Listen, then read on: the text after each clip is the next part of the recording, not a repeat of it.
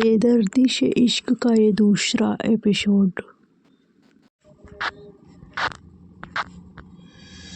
रोते हुए ही एकांशी को नींद आ जाती है और वो दुल्हन के भारी भरकम लहंगे और गहने पहने ही वही बेड पर अपने घुटनों को अपने सीने तक लाकर अपने शरीर को सिकोड़ कर सो जाती है। अयांश फ्रेश होकर वापस कमरे में आता है। तब तक एकांशी सो चुकी होती है, जिसे एक नजर देख अयांश के दिल में बेहिसाब नफरत भर जाती है और वो अपने असिस्टेंट राघव को कॉल कर कार के साथ बाहर इंतजार करने को कहता है और खुद नाइट सूट में ही बाहर निकल जाता है। कुछ देर इंतजार करने के बाद आदित्य मेंशन के बाहर एक कार रुकती है और अयांश कार में बैठ जाता है। सर, कहाँ चलना है? क्या आप आज रात मिसेज आदित्य के साथ नहीं रुकेंगे? राघव अपने सिर को घुमाकर अयांश से पूछता है। राघव का सवाल सुन अयांश सिर उठाकर राघव की ओर घूरता है और हल्के गुस्से भरी आवाज के साथ कहता है, जुहू गार्डन के मेंशन चलो। लेकिन सर, मिसेज आदित्य। राघव अभी इतना ही बोला होता है कि अयांश कहता है, अपने काम से काम रखो। जी सर, कहते हुए राघव कार स्टार्ट कर देता है और बिना कोई सवाल किए गाड़ी चलाने लगता है। जल्द ही कार जुहू गार्डन के सामने रुकती है और अयांश कार से उतरकर एक आलीशान से बंगले के सामने खड़ा हो जाता है। बंगले के एक कमरे में खिड़की से रोशनी बाहर आ रही होती है और बाकी के सारे कमरे में सिर्फ अंधेरा दिखाई दे रहा था। अयांश कमरे की रोशनी देख कहता है, जाने से पहले लाइट क्यों नहीं ऑफ किया? राघव कार से निकलते हुए कहता है, सर वो उस रूम के स्विच में कुछ प्रॉब्लम है। छूने पर करंट लग रहा है। मैंने बंद करने की कोशिश की थी, लेकिन करंट की वजह से मैंने उसे दोबारा नहीं छुआ। आप भी मत छूना, कल मैं इलेक्ट्रीशियन को बुलाकर ठीक करा दूंगा। अयांश राघव की ओर गुस्से से घूरते हुए कहता है, अब तक ठीक हो जाना चाहिए था। खैर, कल सुबह उस लड़की को यहाँ शिफ्ट करने में हेल्प कर देना। मैं दोबारा वहाँ नहीं जाऊंगा। और हाँ, सोशल मीडिया पर मेरे और उस लड़की की शादी की जितनी तस्वीरें पोस्ट हुई है, सब कल तक हट जाने चाहिए। कहते हुए अयांश उस बड़े से बंगले की ओर बढ़ जाता है और बंगले का दरवाजा खोल उसके अंदर चला जाता है। उस लड़की क्या लगा रखा है? मेरी बीवी भी तो कह सकते थे ना, या मिसेज आदित्य ही कह लेते। कहते हुए राघव कार में बैठ जाता है और पार्किंग एरिया की ओर बढ़कर कार पार्क कर पास में ही एक घर में चला जाता है।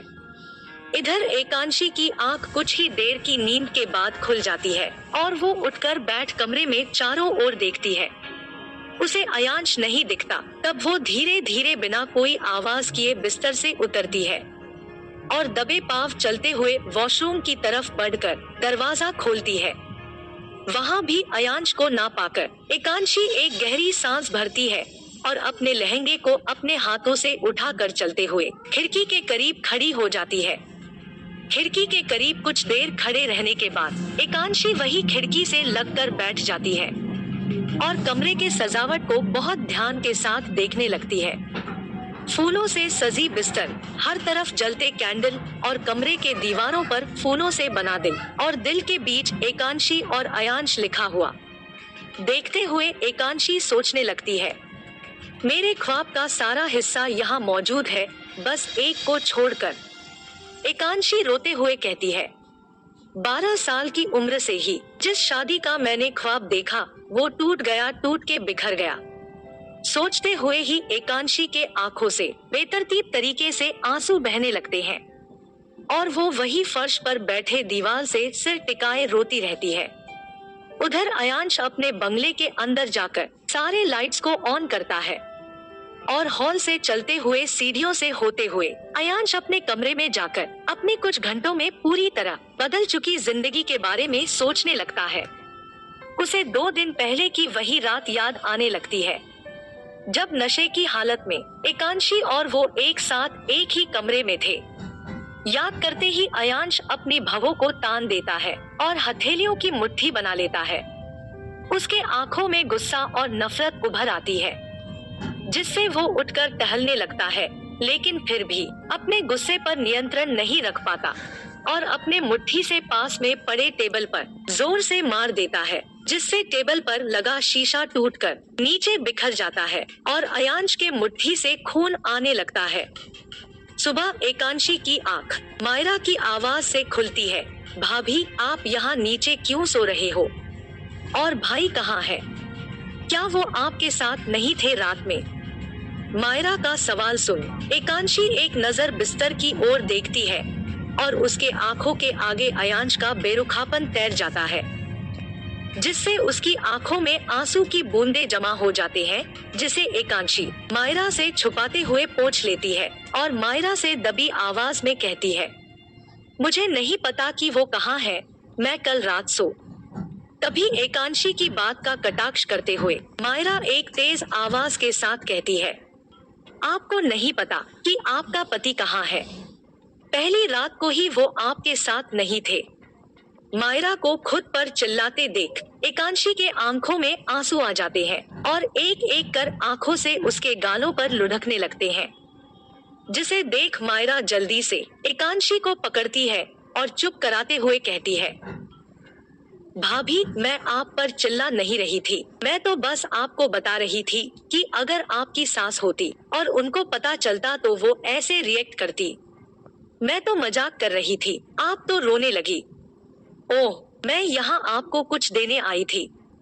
कहते हुए मायरा एकांशी से दूर बिस्तर तक जाती है और वहाँ से एक बैग को उठाकर एकांशी की ओर बढ़ाते हुए कहती है, जल्दी से शावर लेकर इसे पहन लीजिए और प्लीज 10 मिनट में नीचे आ जाइएगा। मेरी मॉम थोड़ी टाइम की पंक्चुअल है, उन्हें देरी से आने वाले लोग पसंद नहीं है। अच्छा, मैं चलती हूँ, आप जल्दी आ जाना। और हाँ, भाई के बारे में परेशान मत होना, मुझे पता है वो जुहू गार्डन के मेंशन चले गए होंगे, भाई वही रहते हैं। इतना कहकर मायरा वहाँ से चली जाती है और एकांशी चलते हुए शीशे के सामने खड़ी होकर खुद को देखते हुए अपने हाथ को अपने गले तक ले जाती है और अपने मंगलसूत्र को पकड़कर मन में सोचती है, 8 सालों का सबसे हसीन ख्वाब आज मात्र एक उदासी और नफरत का जरिया बन गया। उधर अयांश भी बालकनी के झूले पर अपने कटी हुए हथेली पर बिना कोई पट्टी किए सो रहा था। उसके हाथ से एक एक कर खून की कई बूंदें नीचे फर्श पर गिरकर फैल चुकी थी और काफी देर तक ऐसे ही हाथ लटकाए रहने से अब खून गिरना बंद भी हो चुका था। तभी उसके कानों में अपने फोन की रिंग सुनाई देती है और वो अपने हाथ को संभालते हुए झूले से उठकर कमरे की तरफ बढ़ जाता है। फोन मायरा का होता है, जिसकी वजह से अयांश बिना रिसीव किए फोन को बिस्तर पर बेतरतीब ढंग से फेंक कर शावर लेने चला जाता है। उधर राघव सुबह सुबह ही एकांशी को जुहू गार्डन के मेंशन ले जाने के लिए आदित्य मेंशन पहुंच जाता है, जिसे देख कर अयांश के बड़े पापा दिनेश आदित्य कहते हैं, अयांश आज ऑफिस नहीं जाएगा, आज शाम को उसका रिसेप्शन है। एक बार शादी की सारी रस्में खत्म हो जाए फिर अपने बॉस को ले जाना ऑफिस।